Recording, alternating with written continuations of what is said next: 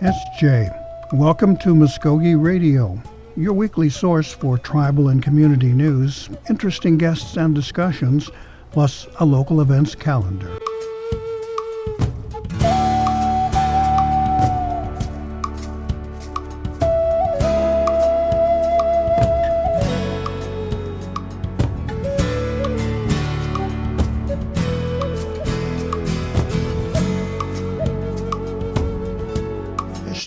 Stongo, Gary Fife, Jeho Jeffgados, Mvskoke Radio, Mabu Hidgets or Witchgets.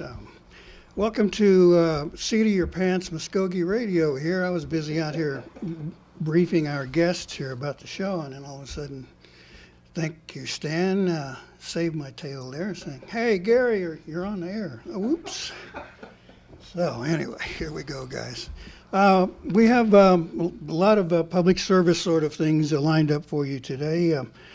We have been dealing with a wildfire situation that's gotten kind of nasty here in Creek Country. A little bit of rain the other day was welcome, but it did not take us out of the woods. Just double checking, the mic's still good? Yeah, I heard a little cut out there. We'll be talking with Charles Harley, who's one of the prevention techs from the Bureau of Indian Affairs firefighting team here. And joining him is George Dunn, who is the public information officer. I understand that's a trainee position still, isn't it? Hey. It is. I'm trying to get it down. Well, welcome, guys. We appreciate you coming in, and are glad that you had a little time, got a little break, and were able to come join us for the program today. We have just experienced a little bit of rain the other day, and I don't know, it could be kind of a, what's the word I'm looking for? It could be kind of something that'll throw us off. We had a nasty wildfire season going and in the rain here, and people kind of relax a little bit and say, well, maybe it's over and we don't have to worry about it. But Charles, that's not the case, is it? No, it's not. Our fields are still dormant out there, and this just slowed us down a little bit. Okay. Now, how would you describe the season we just went through? We just saw some nasty ones, particularly over near New York and places around there. And, of course, Osages were getting beat pretty bad. But how would you describe the season we've been through so far? So far, it's actually been pretty moderate. You know, it's expected as usual. It's what we usually have. But during the high winds is when things really go bad. And we had a couple of days of strong winds of gusting over 25, 30 miles an hour. And those are the days we really don't want to burn. Oh, my gosh. Yeah, I remember running up the highway with a wind gust hitting my little pickup and shoving me around a lot there. So it was pretty scary there. Now, about how many fires did your crew respond to? This year, since January 15th, we've responded to 39 fires. 39? Yes. 5 of them reached over 500 acres, and 3 reached over 1,000. Oh, my gosh. So you had your crew spread out pretty well? Yeah, we were pretty busy for a while. Maybe let's put our PIOs through the paces here. What's the size of the? Now this is the Bureau of Indian Affairs crew, right? What's the size of your team? It is. We actually have a crew on from the Omogi Agency, which consists of 6 to 10 crew members, and then we actually have out-of-state resources. We had 2 Arizona engines that recently went home, and now we have a Pima engine and an Arizona National Forest engine and a Virginia National Forest engine. Now that's not unusual for tribal teams from around the nation to team up on a particular event. No, we actually go assist when we're not in fire season, usually in the summertime. And but in the state of Oklahoma, we have one of the biggest fire seasons. People don't realize that. You don't hear a lot about wildfires in Oklahoma, but we have one of the biggest, but our few months off, we do assist other states and other agencies. I think I might have run across some of those guys a couple of years back. Well, several years back, I was on I was a PIO also, and I was assigned from Alaska down to the Haymarket fire, I believe, in Northern California. And that was a different scene there. Mountainous terrain, and everywhere you look is fuel. Yeah. I mean, with the huge trees that had been dying for decades, and then you had manzanitas and madrones that were just like gas cans with leaves, you know. And people were paying attention to those kinds of things, but they weren't paying a lot of attention to grass fires here and the flatlanders, as those guys called us. And what do you think that is? Is it just not enough publicity about it, or what? There's not, you know, out west you hear about wildfires because they get so big and they burn so much timber, so much land. Well, around here people think that we don't have that problem because we don't have that much open forest, open land, and people just don't realize the fuels we have around here. Oh, yeah. And the dry season that we've had, and it can definitely get out of hand on people just from burning trash or, you know, just having a campfire they didn't put out and they didn't realize it. Yeah, Charles, let me ask you then, can you give me an estimate how fast then a fire can travel, say, across a pasture? Across the pasture, within 10 minutes on a windy day, it can go a mile. And that's a whole lot faster than you can run. Yes, that's a whole lot faster than the average person can run. And some people think, oh, well, I'll go take a picture of it and then we can drive away and stuff like that, but that's kind of a dumb thing to do too, right? Yeah, the best answer we always get when we respond to a fire is, I just went inside for a minute to make a sandwich. Oh. And I came out and it was like this. And by then it's usually a couple hundred acres. What have been the prime causes? Has it been just neglect like that, or people burning slash piles, or? Majority of it is just neglect and carelessness. You know, Yeah. not maintaining their fires, not having appropriate equipment out there. Some people will be out there watching it without the proper equipment, water hose, bucket of water, etc. Or some knucklehead throwing a cigarette out the window? That too. Now, when we say proper equipment around the home, let's concentrate on that for a second. Some ideas on how people can protect their homes during these situations. So, if someone was out, with a small warming fire or small trash fire, something like that, what should they actually have on hand to prevent that thing from getting away from them? A bucket of water, a towel, a rake, and a shovel. You know, a rake just to clear around the area where they're burning to get rid of all the dormant fuels so that the fire doesn't spread. And make sure it's all down to mineral soil so that, you know, you've removed all the fuel. Mm-hmm. So don't just pile a bunch of stuff up and set fire to it. Yeah. Now, we've heard that homeowners should have a hose handy and it should be charged. In other words, the water should be turned on and ready at an instant, right? Yeah, it should be, but you've seen the weather we've been having, and one day it's 80 and the next day it's 25. But, Yeah. you know, if you charge a line tonight, it might freeze over, so it's best just to keep the hose handy and ready to be charged. Okay. But if you're going to have a fire, ongoing fire, like a bonfire or something, burning brush piles, leaf litter, whatever, run a hose out there so you do have water handy. Okay. Now, George, let me ask you now, what should a homeowner be doing? What kind of steps should they be taking?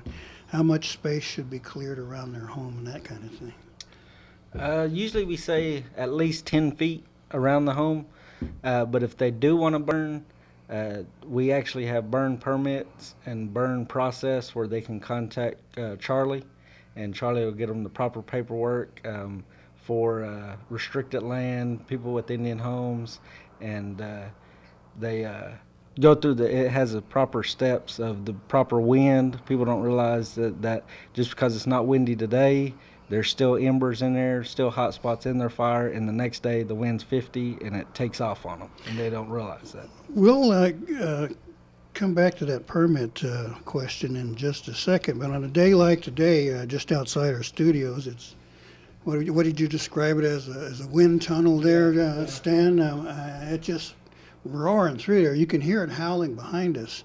On a day like today, is that a go or no go? Absolutely not.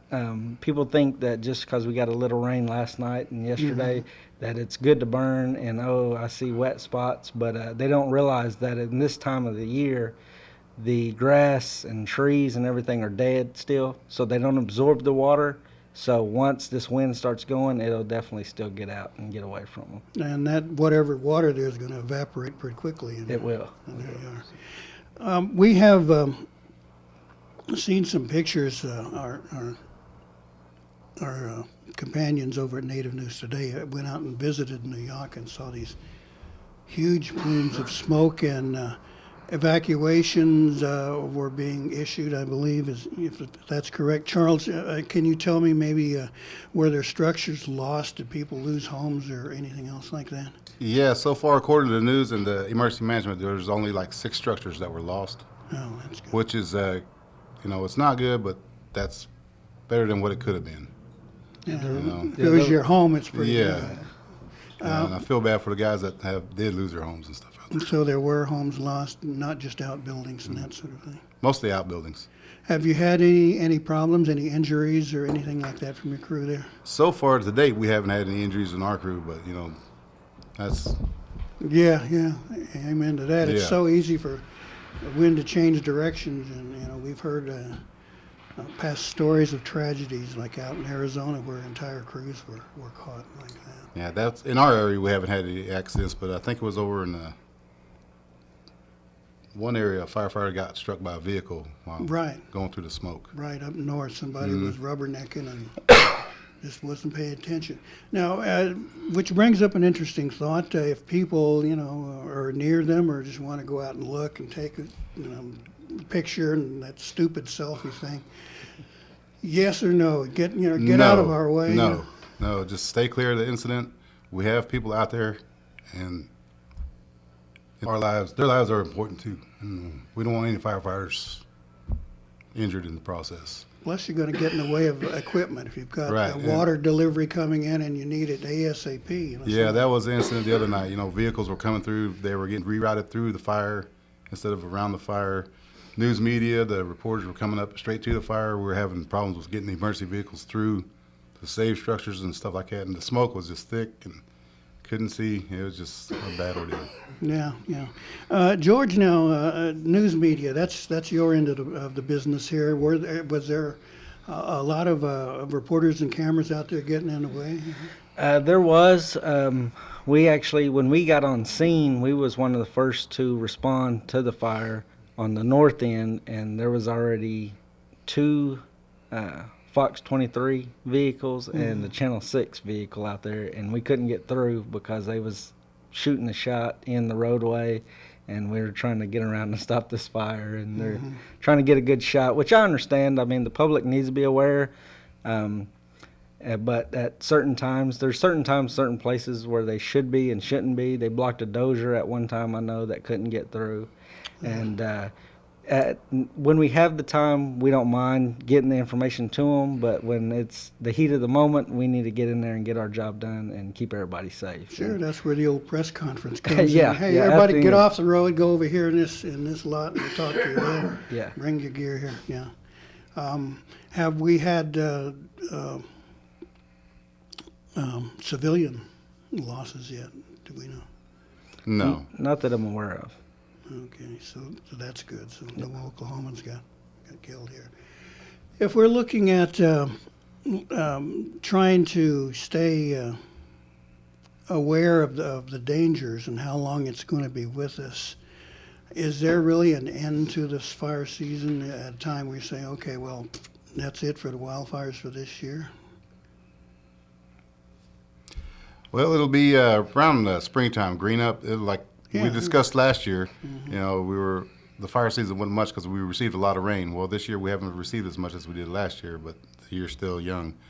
Pay attention to all your fire danger signs that we have posted up all across eastern Oklahoma in the Mvskoke area. Along all the fire stations, there's everywhere you look, you can see a fire danger sign out there. Yeah. And they should be updated every day by the local fire departments or myself. If I see one that hasn't been updated, I'll go ahead and update it myself. One of the things I ran into when I was working that crew out in California was that, There were some rather stubborn individuals who said, nope, I'm going to stay right here. This is mine. I'm going to fight this fire. And if it takes me, well, the good Lord can have me. And you're thinking, oh, my God, you're putting your life in danger and your family, and this crew is going to have to bail your tail out. And our solution was to say, okay, well, if you want to do that, go ahead, but tell me who your next of kin is. Now, have you guys ever run into this sort of thing here in Oklahoma? Yeah, absolutely. There was actually a few incidents on the New Yucca fire, which I don't know if people realize, but it got over 21,000. Last count, it was 20,842 acres. So that's a huge fire. And there was a couple incidents where we had to call in the local law enforcement officers to try to coerce them to get out, because they don't realize that not only are they putting themselves in danger, they're putting us in danger, because we're not just going to leave them there, which we're not structure, but we try to protect structures and do what we can around the situation. So. I don't think many people really understand that point there. When I was in Haymarket, where there were crews from local fire departments who did fight structure fires and specialized in it and knew what to do with it. And they would kind of be sitting there on standby while the rest of the federal crews and other guys are out there on the fire lines and dealing with that. So there is a real difference there. So There is. We don't enter any structures. We try to protect structures from the outside, and then the structures, they're kind of opposite. We like to joke around with them and say if their water hose won't reach it, they won't get to it. So they don't like to get out the trucks, and that's our job. So. Okay. And by the way, homeowners, your little garden hose probably won't handle the job. No. So, It's moving way too fast and way too hot. Okay. Now, we mentioned permits a little earlier there, and that's an important part of this process. If someone is considering, burning off a pasture or a slash pile or something like that, and it's restricted land, is it? They have to have a permit. They have to let you guys know that what's going on. So tell me first about why the requirement there. Well, the permits are just to educate the public and our property owners in Indian country that there are times we're not telling you not to burn again. We are telling you to burn properly, and it sets some guidelines in there of wind conditions, temperature, relative humidity factors, burning indexes, and such. And it gives you some areas in there where you can go and look up. And since everybody has a cell phone nowadays, you can type in your phone and look at the current weather and current temperature and go by that. We had it set at one time at the max, but we had to drop it down because at 25 miles an hour it's kind of difficult for us, so we dropped it down to like 15, which is pretty manageable for the average homeowner. Okay, now that's 15 miles per hour Yes. Wind, and not counting gusts. Right. Like we're hearing. Yeah, right the here. gusts, it's not to exceed 20. Now, do you have any problems with jurisdiction or authority? We're talking creek land pretty much right now, restricted lands. Is it can only go up to this fence line and then you have to stop, or is common sense kind of prevail and say, well, let's put the rest of the fire out too? No, for us, if it starts on the creek or restricted land, Indian lands, we have to put it out. That's our main thing. That's our main requirement. If it starts on, then we are held liable, or the homeowner can be held liable, or the tribe can be held liable. There are many entities out there that can come back and, come back upon us for, what's the word I'm looking for there? Payment. Payment, yeah, Payment compensation. for compensation for destruction. Yeah. Now, do you coordinate with other fire agencies? How closely do you work with them? Are you like working in a joint information center, a JIC, or? We work well with all the volunteer and local fire departments. We have a good working relationship. Most of them understand that if trust land's not in danger or it didn't start on trust or restricted land, then we can't respond. We help out when we can, and that's another thing with the permit. People don't realize that it gives us the information that somebody's burning today. So when we see a smoke plume, we're not running out there when we could be running on something else. Right, and right. A lot of times the local, if it's non-Indian land and somebody's doing a controlled burn, the locals will call us and tell us. So like I said, we're not running on a situation that we could be running on something else. Sure, So, let us know. We'll help Yeah. you if you need it, but Yeah. if you don't need to be out there, we could be doing something else. sure. Now, I guess finally, if anyone was interested in becoming part of this team, are there like recruitment opportunities, or what would be the requirements for someone to become a member of this team? The basic requirement is to do 3 miles in under 45 minutes carrying a 45-pound pack. Our next pack test will be held around March 26th, I think they were saying. But give us a call a week before, and we'll set up an appointment and see what's going on at the time, depending on the fire season. If it's still going hot and heavy, we'll probably hold off on the recruitment for a little while longer until it slows down. No, you don't want someone out there who doesn't know what they're doing or how to coordinate with you. Right. You know, I've been through a pack test or two in my time, of course, in my younger days, and that's a pretty grueling test. I saw some of those boys near the tail end of that thing, and they're, you know, dragging their tails along and sweating and gasping and everything else. I was thinking, well, thank God I'm a PIO. I can stay in the rear with the gear, and I don't have to worry about that stuff, or swinging Pulaski out there in a fire line and then turning tail and running like that. So if someone were interested in learning more about your agency, how would they get in touch with you? Would that be you, George? Well, actually, it would be myself or Charlie, and we actually have Charlie started a web page that you can get to going to Mvskoke Creek Nation website, and it's under departments and BIA, correct? The BIA. And so we have that information there, or they can just give us a call at the shop and we'll give them the information they need. And your shop is located over by the casino, right? It is. It's located east of the casino.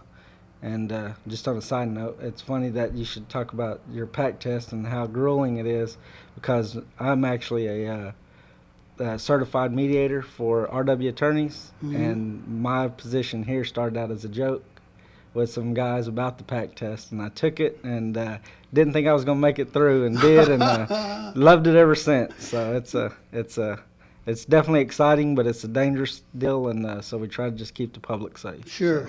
I remember being out there, and of course we had to go out and take a look at the teams actually working there and shoot photos and do this sort of thing. And my admiration for those guys, those crew, a lot of women, just went to the roof.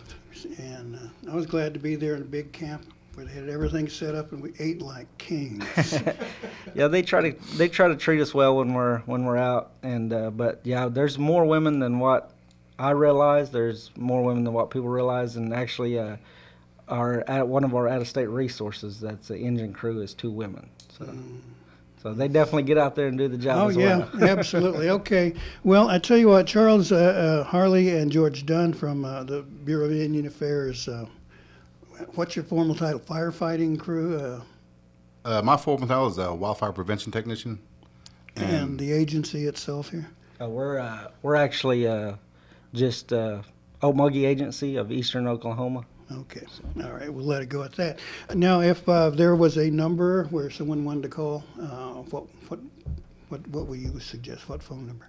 It depends on what you want to call. If you want to call and report a fire, the number is 918-752-7340.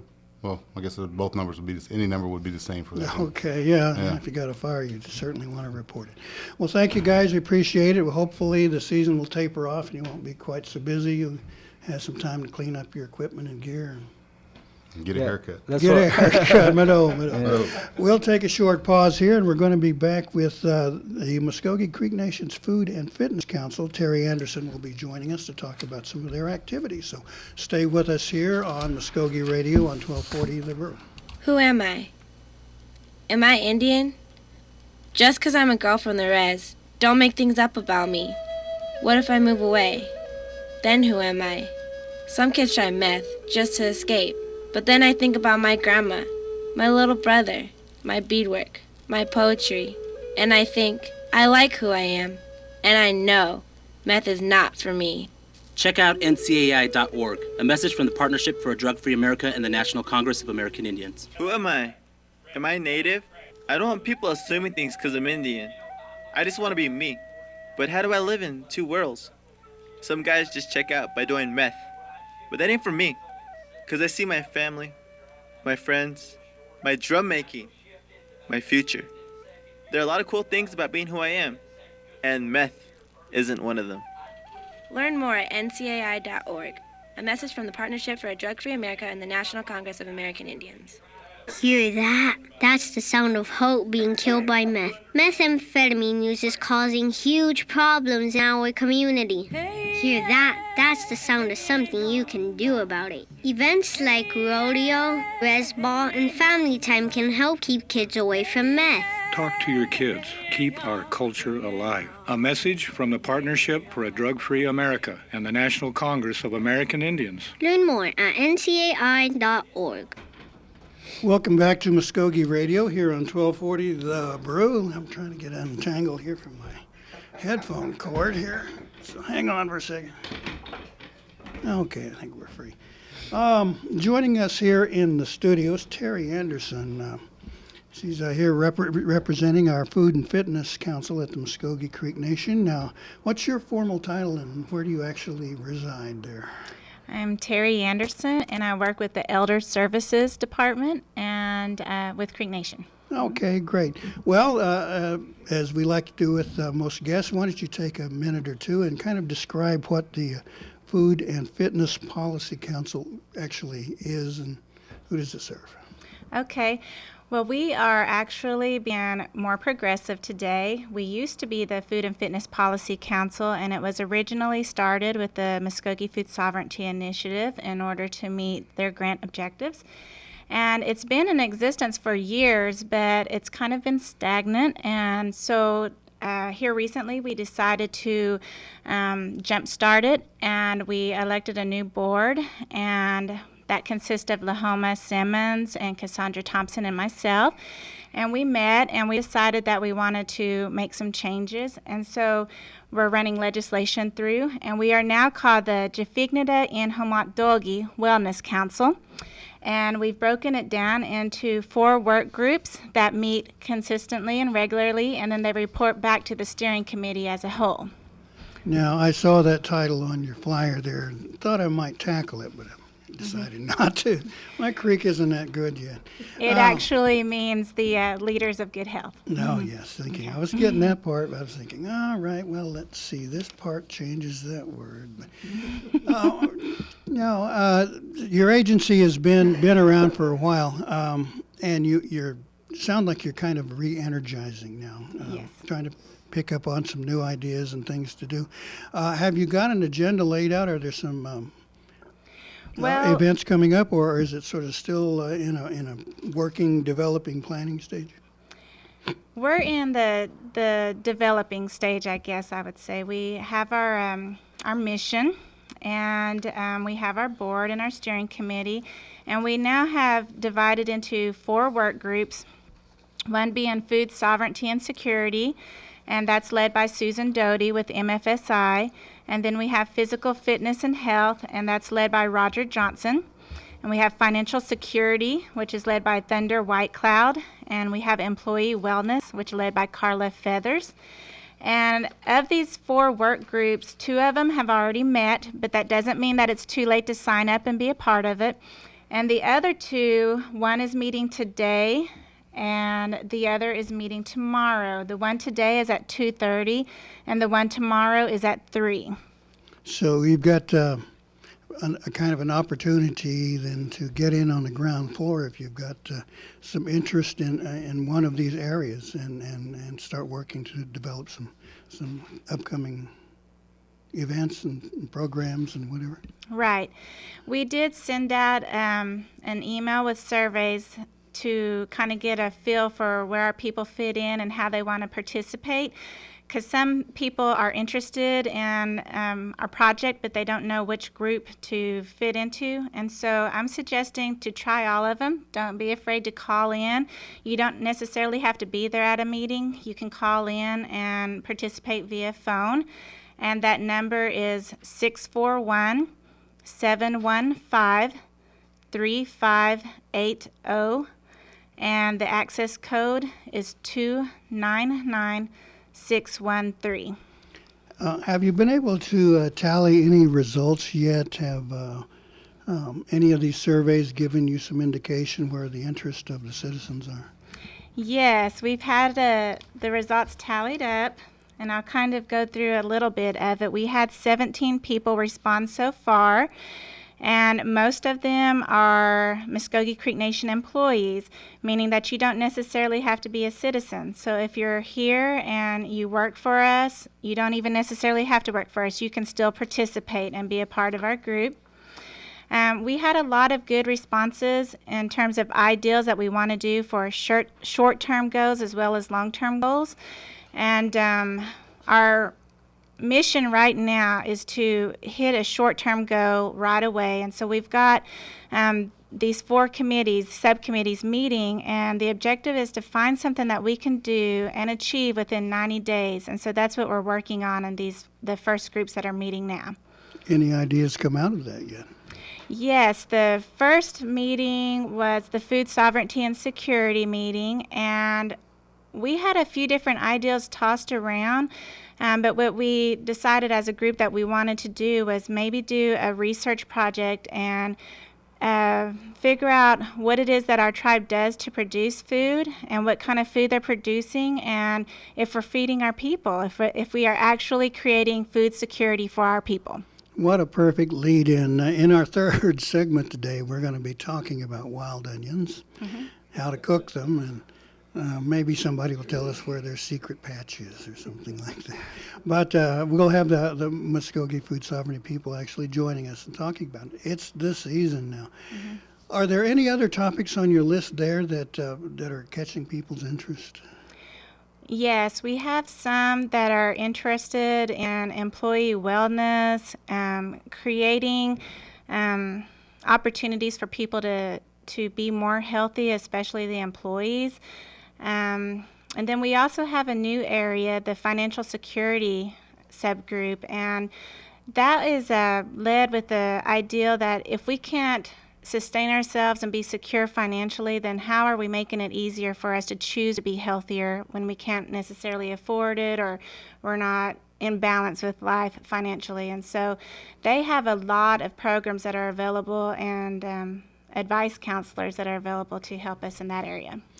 Well, I know that Roger Johnson has had some success with his Creek Fit program. And that shows me this idea works. And a lot of, it seems, interest in the financial kinds of things. Not that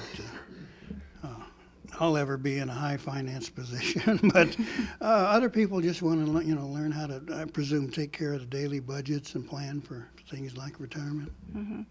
Well, the world makes it easy today to be unhealthy. It's quick and easy to drive into McDonald's or to go to the vending machine. But what can this wellness committee do? Well, maybe we need to focus on these vending machines and have healthier options that are just as affordable. And these are the areas that we want to focus on to provide those opportunities to our people. I've noticed something like that. One of the clinics that I go to used to have pop in a candy machine.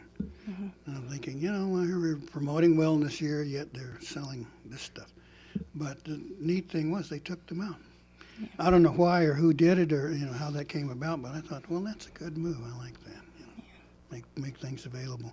Do you have any other things on the horizon there that you want to share for our citizen? I just want to ask people to get involved if you're interested, and I want to emphasize that we have those 2 dates coming up again. Today at 2:30 is the Employee Wellness with Carla Feathers, and tomorrow at 3 p.m. is the Physical Fitness Group with Roger Johnson. And it's not too late to get involved in the other groups and also to try all of them if you don't know where you fit in exactly. And then I want to give that number out one more time in case you can't leave your office or home and you want to participate. The number is 641-715-3580 with an access code of 299613. All right. Wow, you covered a lot of space there. Now, is there anything else you want to share before we go here, before we wrap this up? Did I get it? That's it. Okay, well, thank you so much. It's good to see that this council is being sparked with new energy like that, and I'm glad to see that many of its subcommittee areas are actually bearing fruit and interest from our citizens. Good to see them people trying to get themselves back into shape and take care of their health. Yeah. If anyone has any questions regarding the Wellness Council, you can call Terry Anderson at 918-732-7699 or Lahoma Simmons at 918-758-8269. Terry, thank you. Appreciate you coming in. We're going to keep our eye on that one, and hopefully we'll see you back here again to talk about some other things you guys have got coming up. Sure. Okay, Mado. We'll take a short pause here, and we'll be right back. Special treat, it's wild onion season, and we're going to have the folks from Mvskoke Food Sovereignty come in and talk to us and teach you how to cook wild onions. And I hope you got your notepads handy. You hear me, Ramona? Okay. All right, stay with us. I started doing it when I was 11. I wanted to be just like my big brother. And some of my friends were already doing it. We got hooked fast. I just can't get enough. I'm Jacob, and I'm addicted to playing the drums. There's lots of stuff that makes it cool to be native. Doing meth isn't one of them. Find something better to do. Check out ncai.org. A message from the Partnership for a Drug-Free America and the National Congress of American Indians. Nearly 22 million women and girls and nearly 1.6 million men and boys have been raped in their lifetime, probably by someone they know. April is Sexual Assault Awareness Month. If you or someone you know has been sexually assaulted, confidential support is only a phone call away. Contact the Mvskoke Creek Nation Family Violence Prevention Program at 918-732-7869 and ask to speak to an advocate. Services are free and open to the general public. All right, welcome back to Mvskoke Radio here on 1240 The Brew in beautiful downtown and windy Okmulgee here today. Joining me here in the studio is Sue White. She is one of the office crew from the Mvskoke Food Sovereignty Initiative. Sue, thanks for coming in. I sure appreciate you making time for me. And thank you for having us. And that delightful looking package there on the table. Now, we have, oh my God, samples. All right, the show's going down the tubes, folks. Sorry, if you hear me smacking my lips, this is why. Dabumbaji. Let me try this first.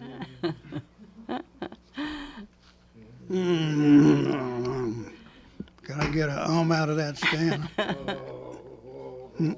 Okay. Is that a good groan or no,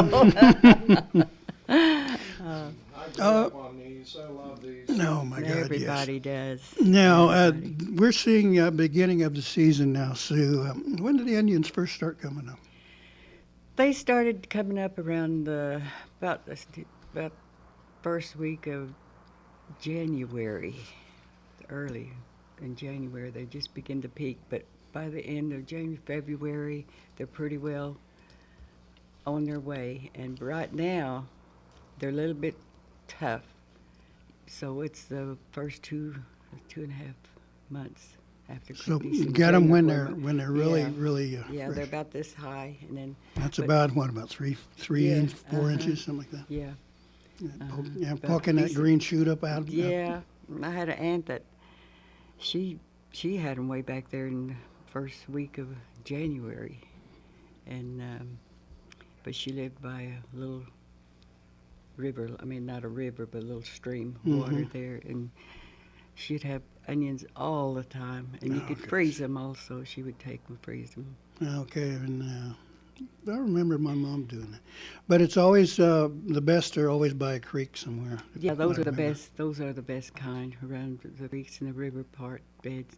You can find them out, and you can plant them out in the backyard. I mean, you know, after you clean them, you get the roots and stuff. And you can take them out and throw them out in the backyard or in the alleyway. And but the best the best ones are down by the lakes and the streams of water. Now, did you say your grandmother? Your grandmother got the. No, I mean that would be a nice trick, but. Yeah. You mean back in the day? Whenever Yeah. they- Now, I guess the question I'm getting, was this a secret patch? One that she Oh, never told yes, anyone? She lived out bright, so everybody knew about where her patch was because she lived right there, and she just goes right down behind there. Or that's what she says, you know. No trespassing No, signs? yes.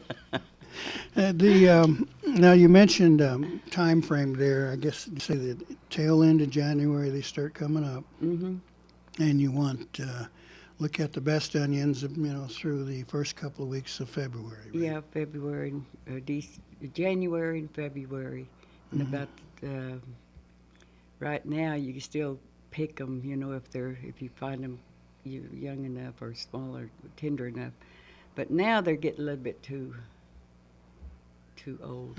They're a little bit tough. Okay, well, gee, the sample you brought isn't. The process. Let's talk about how the onions are prepared. First of all, when you first dig them up, they're lying in a pan and all ready to be cleaned and things. What do you do to clean them? Oh golly, you have to wash them, and you can wash them about 2 or 3 times, but you have to cut the roots off and the tips, and you wash them until you get all clean. Then you get them and you chop them up, you cut them up, and get them prepared to cook. And usually you put, it depends on what size skillet you got. Back in the day they used those big iron pots, and but now we got the electric skillets and stuff. So it depends on how much onions you have to put in your skillet, and then you just put just a little bit of water in there, just enough to kind of steam them. And after you can sample them, if they're tender enough, then it's time for your eggs to go in, and you just put a little bit of grease in there. But back in the day they used you can use bacon grease. That would really give the flavor to it. That really adds flavor.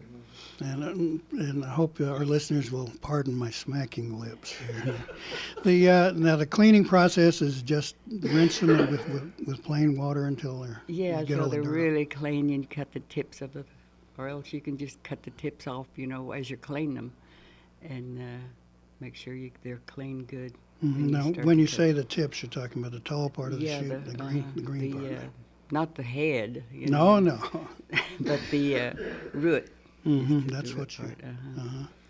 So that little fuzzy thing coming off the bottom, you can clip that off, and then a little bit off the top. And I usually save all mine, and I have my grandson take them out and throw them out there in the alley part, behind our house, and they will grow.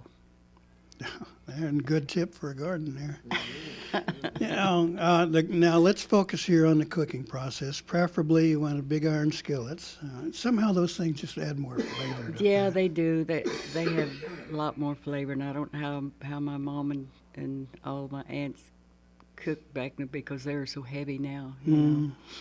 But that's what they used to use. And I've got all my mom's pots and skillets and stuff in a great big pot that they cook softy in. Oh, yeah. And now, do you preheat the skillet, or? No, not really. You just get your skillet and then get it, warm enough just to put your onions in there, and then you can simmer them. You simmer them. You put your lid on there. You simmer. Put a little bit of water in there. When we say simmering, we're talking about some.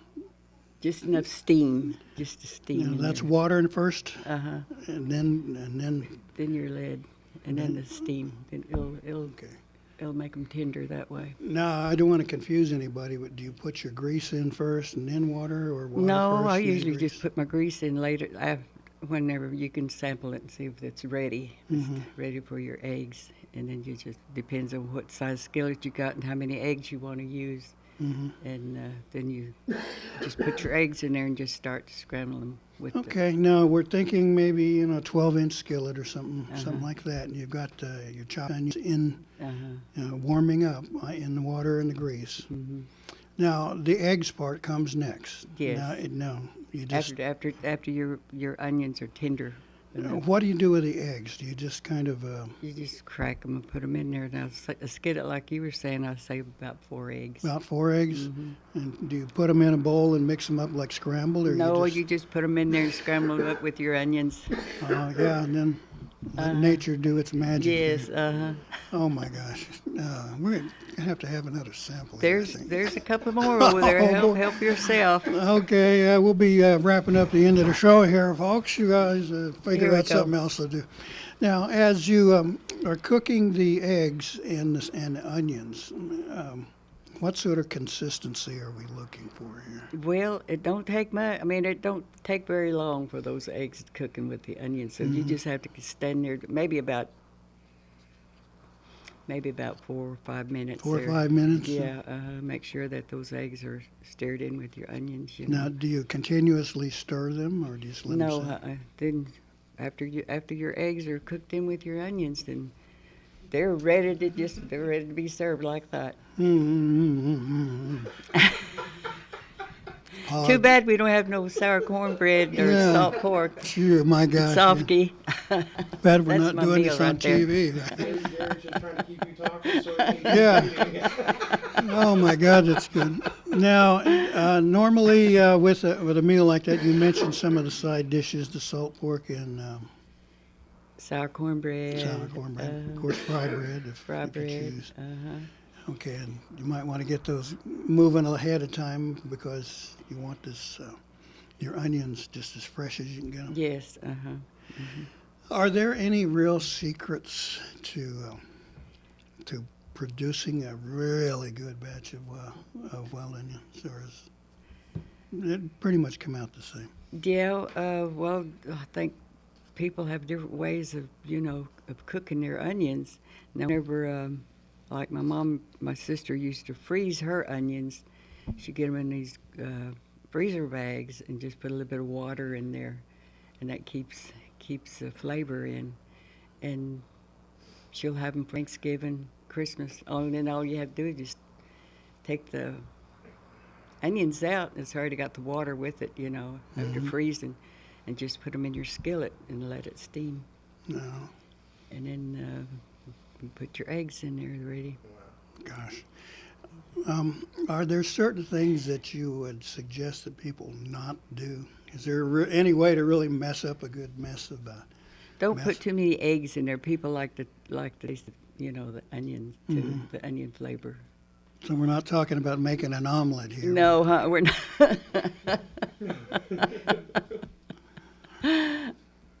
Oh my gosh. Now, let me ask you a silly question here. Where were you when you tasted the best batch of wild onions you've ever had? Well, it was at church. Church? Because everybody went out and dug onions and cleaned them. It was at Arbika Church. First took my taste of wild onions. And now, it's a delicacy with all these churches now around that have their wild onion dinners. And just like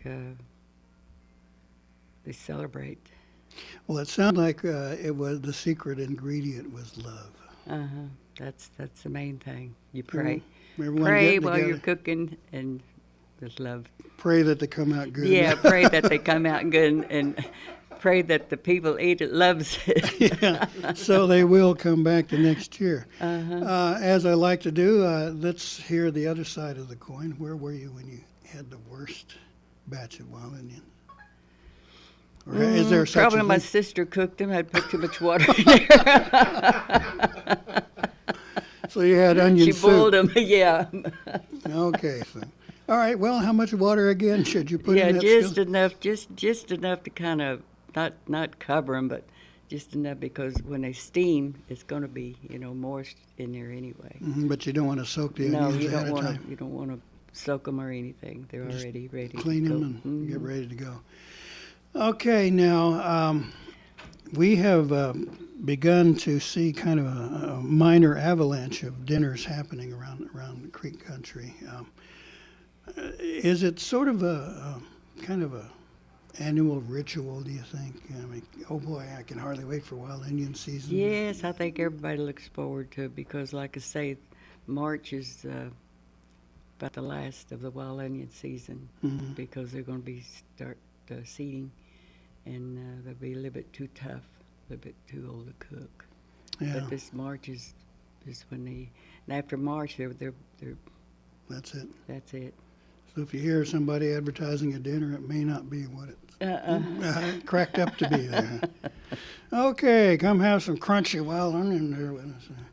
Now, as the Mvskoke Food Sovereignty Initiative staff works along, and is this part of your annual agenda to look at wild onions, or do you Yes. teach people how to grow them? Yes, we teach them how to go and what to look for. You know, when we take the children out and teach them what they look like, and take them on little tours, you know, out by the lakes and rivers. And I think last week we had the JOMA at Broken Arrow ask us to prepare a meal, and we had was it blue dumplings and wild onions, but we had to cook 2 big pans of wild onions. So we had to cook a lot for them. But I think different churches are having theirs this next month, another couple of weeks. Yeah, well, I've got a stack of notices here we're going to get to here in a minute, but let me ask you to stick your neck out. And, is there a particular group or church here that does the best? I mean, I was really impressed last year by Conchardi, the way they did it. You know, organized quite well, and the food they produced was just excellent. Is there someone else here that's your particular favorite, do you think? Well, I went to Salt Creek here maybe 2 or 3 years ago, and I'm like you. I think Conchardi was really great. They've got some fine cooks out there, and I'm not saying that the other churches don't, but I haven't been to all of them either. But they were they really was well organized. They moved people through very quickly. They had their business end of it, the money and this stuff, organized quite well.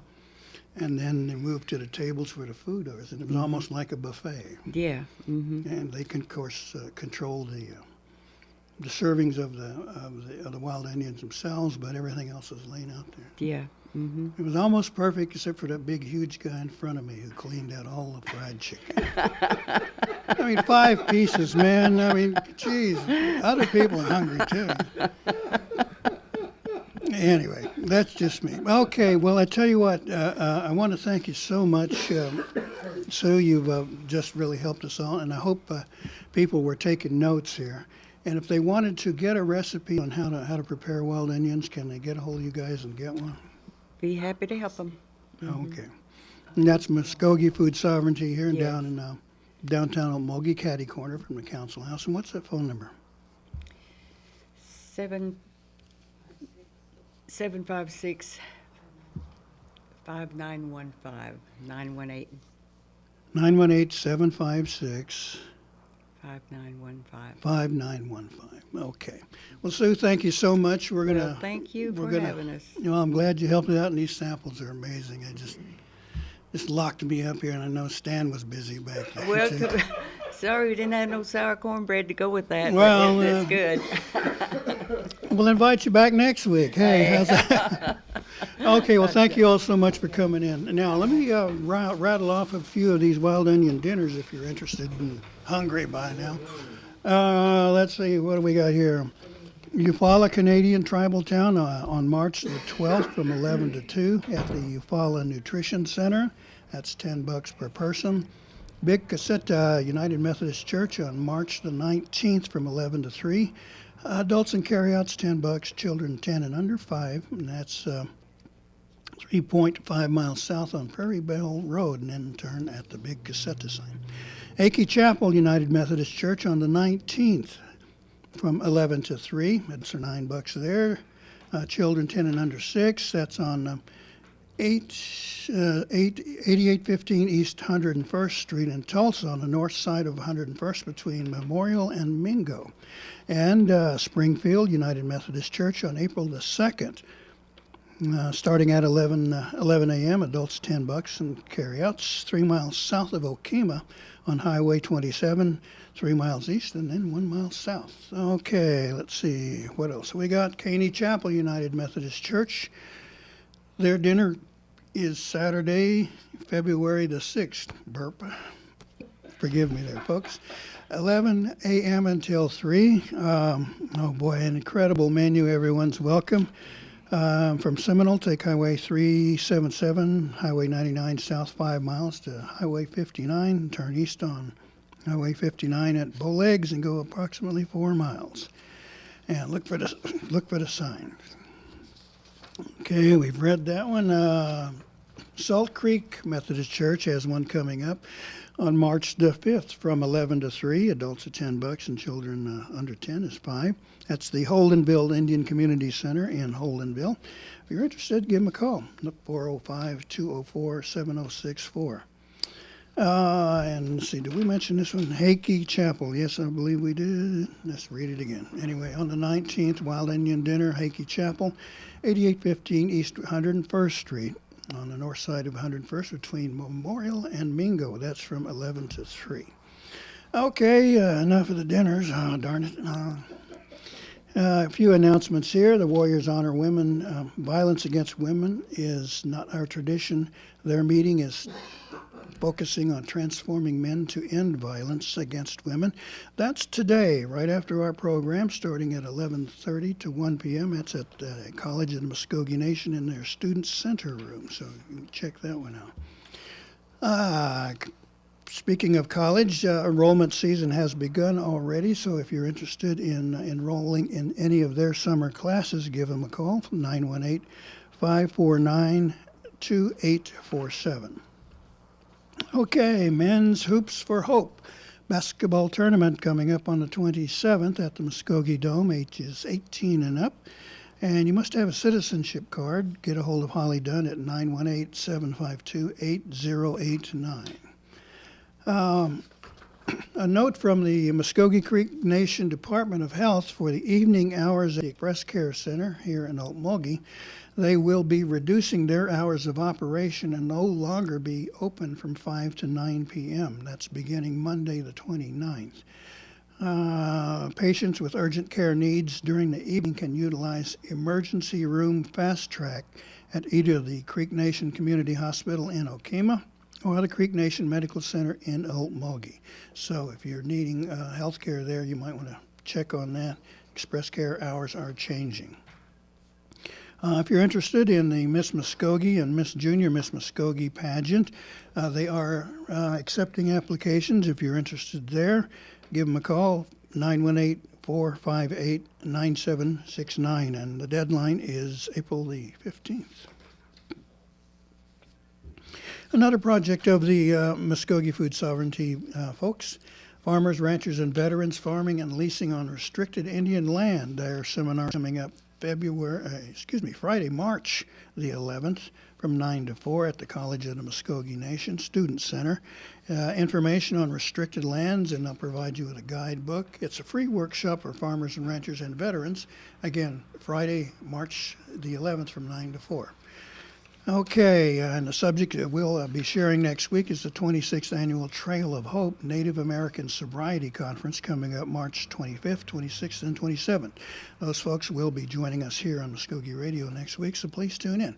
So that's it. Mado Mabu Hedjitskut, Gary Fife, Jaho Jifkadas. So thank you here on 1240 The Brew, Mvskoke Radio.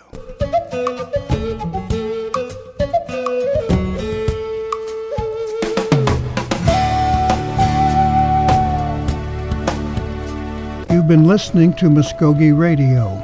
Join us again next week for more local, tribal, and community news and updates. Mado.